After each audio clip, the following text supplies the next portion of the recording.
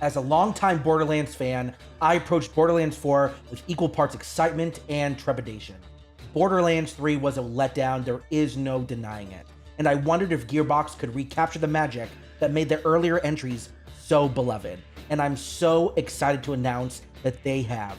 Borderlands 4 is everything I wanted from a new Borderlands game, with some minor issues that I'll get into later in this review. But if you want permission to buy Borderlands 4, you have that permission. This is a fantastic game, especially if you can play it with your friends. So I want to kick this off, not with the guns or the story, but the beauty of Karios. This is a new planet worth exploring, and it is completely different from Pandora, which I appreciated. The visual diversity and the artistic direction in this new setting is amazing. Leaving Pandora behind was a risk, but it's one that pays off spectacularly. The planet is divided into 4 distinct biomes, each with their own unique aesthetic, ecology, and atmosphere. While one of them is a spoiler that I won't get into, I'll say this. The Fade Fields with their rolling hills and verdant forests are tranquil but high dark secrets. The Terminus Range offers a frigid peaks and contrasting to dramatic environment. And the Dominion presents a stark, impenetrable fortress city that serves as the main enemy's base. What impressed me most about these environments is how they feel seamless. They transition into each other so beautifully. It doesn't feel like you're entering a new zone.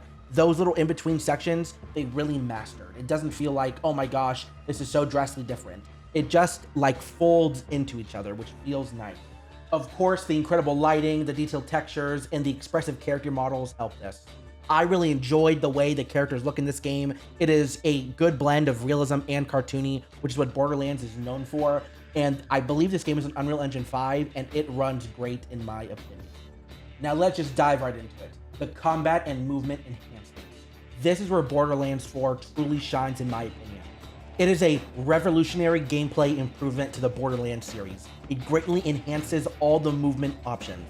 Vault Hunters can now double jump, glide, dash in any direction, and even use grappling hooks. The new verticality feels amazing. I found myself flanking the enemies from above, swinging across the gaps to gain positional advantage, and feeling that the mobile and powerful improvements make this game the greatest Borderlands game ever released yet. The gunplay itself also feels tighter. It's much more responsive than ever before. Gone is that clunkiness of the old Borderlands games. I noticed immediately how satisfying the weapons feel to shoot, and each manufacturer feels different. They all have their own distinct recoil patterns, handling, and characteristics, which make them feel unique. What I enjoyed also was the new licensed part system, which allows weapons to incorporate behaviors from multiple manufacturers. I honestly lost count how many times I found a weapon with some bizarre, unexpected combinations with the properties that have become completely changed when you combine the 2 manufacturers together. It makes you want to try out new weapons constantly and adjust them to see what they could do, even if the upgrades weren't a necessity to my current loadout. That's how much fun I was having with this. Moving on to the characters, the RPG system and element in Borderlands 4 has been expanded on drastically. It offers what I consider the most deep and rewarding character customization in the series to date. Each of the 4 Vault Hunters has 3 extensive skill trees packed with socketable abilities and potent passive effects that allow for an incredible variety of builds.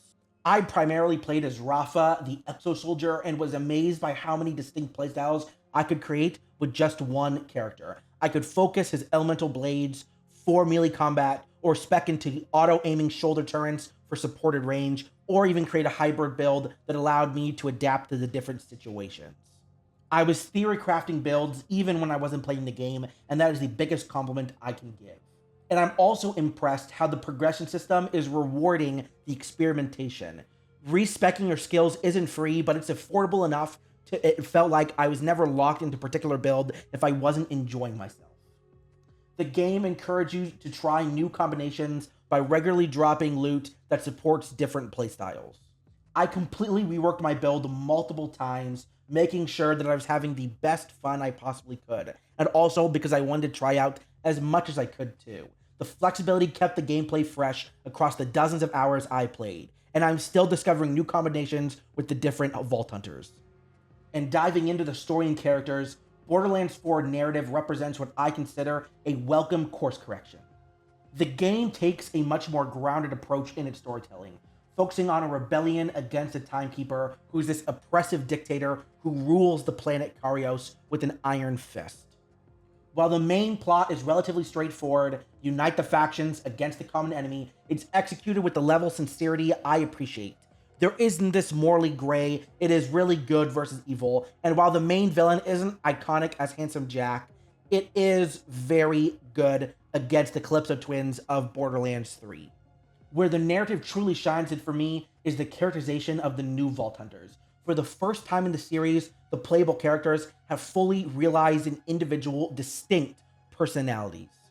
Their story arcs pay off in wonderful ways, and like I mentioned before, I played as Rafa and was presently surprised how much he exhibited his own emotions and reactions to events through his dialogue, animations, and character interactions.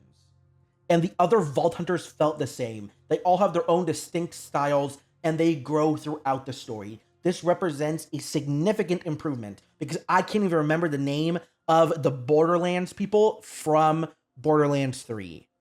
To sum it up, it's this. I've spent dozens of hours in Borderlands 4, and I can confidently say that it represents not just a return to form for the series, but a new high watermark for the looter-shooter genre as a whole. While it's not without its flaws and some performance issues, the game feels great. It doesn't quite reach the heights of Borderlands 2, but it is a far cry welcome from what Borderlands 3 represented. I'm impressed how they evolved the series while maintaining its core identity that the fans have loved. This really should be the new standard for looter shooters. I don't want to play a million crappy Destiny ripoffs. Let's take what we learned from Borderlands 4 and apply it even more to Borderlands 5 when that game eventually comes out.